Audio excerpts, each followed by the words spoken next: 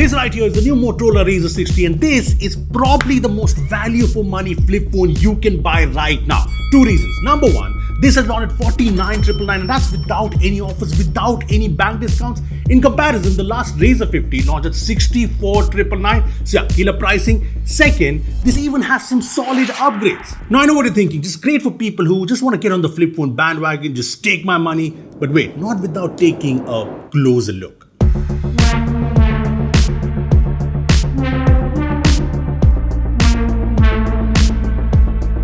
This is Rupesh, you're watching Sillycorns, and make sure to hit that subscribe button because this is gonna be fun. And the first thing that struck me about the new Motorola Razr 60 is the fact that even though this is priced under 50k, Motorola really hasn't cut any corners in the whole folding flip phone design. Look, first of all, the new Razr 60 looks very premium for the price. I've got the pearl acetate variant here, and this is the first flip phone with a smooth marble finish at the back, which I really like. It's also the first flip phone with this fabric finish in the blue variant, which feels pretty nice, more grippy, and there's another vegan leather option. And flip phones are supposed to be a style statement, and this definitely delivers. And I said no cost cutting because this has the aluminium frame, so very premium in-hand feel. And like the new Razr 60 Ultra, this too has the new titanium reinforced hinge tested for around 5 lakh folds, which is like opening and closing 200 times for 7 years, so it should be good. And even right now, it just feels solid. The hinge gap has also been smoothened out, so folds perfectly flat without any gaps. And yes, if you're wondering about the crease, you barely notice the crease. I mean, it's there, you can feel it, but you almost never notice it, which is crazy, especially considering this is the more affordable flip phone. And there's one solid upgrade here. So this is rated IP48 up from IPX8. So yes, water resistance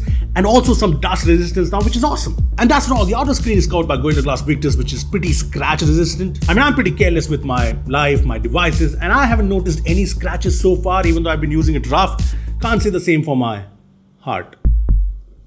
I also like that Motorola includes a color matching case in the box. It has these sticky grips inside and fits kind of perfectly. And yeah, this is a flip phone, so it remains sleek and nice. It weighs in at 188 grams, so very comfortable in the hands and in the pocket. And all of this while bumping up the battery to 4500 mAh from 4200 mAh. And in day-to-day usage with YouTube, some social media, some gaming, a lot of browsing, the screen on time is around 6 hours, which is great. And you still get a charger in the box. This 30-watt charger, which is not PD, and I know 30 watt in 2025 isn't the most impressive, but something is better than nothing, I guess. There's also 15-watt wireless charging that works with both phones shut and open. Apart from this, you still get the fingerprint scanner, the USB 2.0 port, one physical SIM slot, and there's eSIM support too. There's also NFC and Wi-Fi 7. Now what really makes the flip are the two screens, and Motorola hasn't compromised on either of them. I'm just looking at the specs of the outer screen. It's wrapping around the cameras. It's 3.6-inch POLED with the 90 Hz refresh rate, and it's not just specs. It's smooth to use, bright even under direct sunlight, and you can do almost everything here that you do on the main screen. I can check my notifications, use something like Google Maps,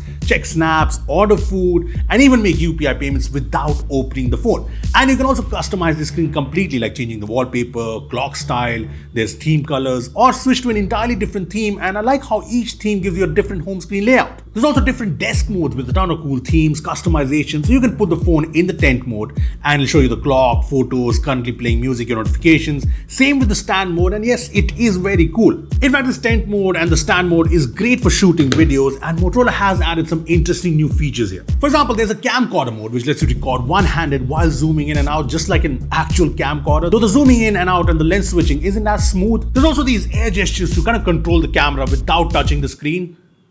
Yeah.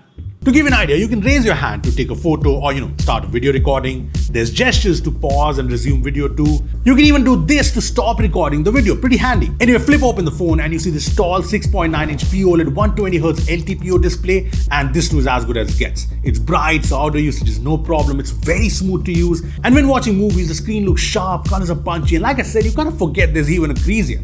Just one thing to note, while it supports HDR on YouTube, there's no HDR support in Netflix. That apart, you get dual stereo speakers with Dolby Atmos, and these are solid. They get very loud, the audio separation is solid, and it genuinely feels like the sound is coming from two sides. Now moving on to the cameras, the primary camera is a 50-megapixel sensor with OIS and Pantone validated for accurate colors and skin tones. It's got Moto AI adaptive stabilization, and next to it is a 13-megapixel ultra wide that also doubles up as a macro camera.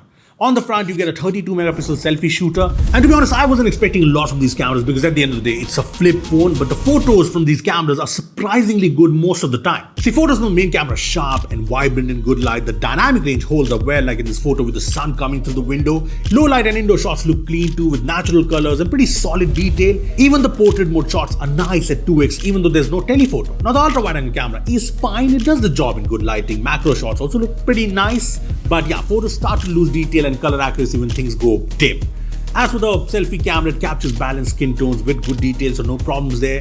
And on the video front, all three cameras can do 4K 30 FPS, and here's a 4K video shot from the Razr 62, just to give you an idea.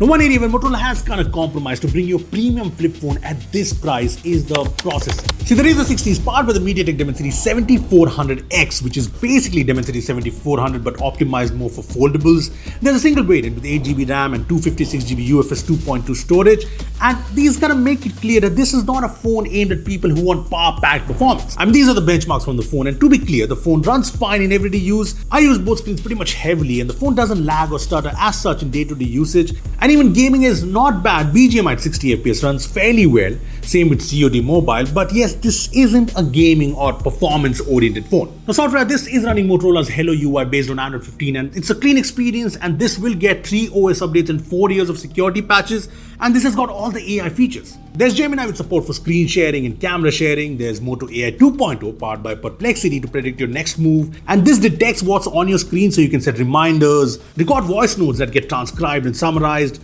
generate images or stickers on the go, and you can even create playlists based on your mood. One interesting feature here is Update Me, which is great if you have too many notifications. Just tap it and it filters everything to let you know on the important ones.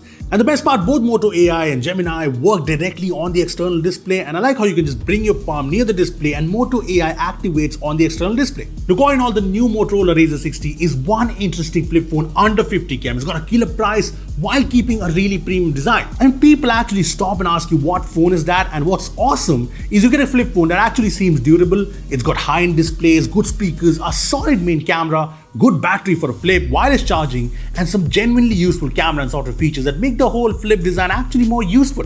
Now, it's not perfect, like performance is not its strongest point, but clearly this is aimed at first-time flip buyers who want that flip phone experience, or even content creators. And this is going on sale on 4 June on Flipkart, Motorola.in and Reliance Store. So you guys tell me what you think of the new Razr 60 under 50K. Comment down below. Thanks for watching and hit that subscribe button. See you in the next one.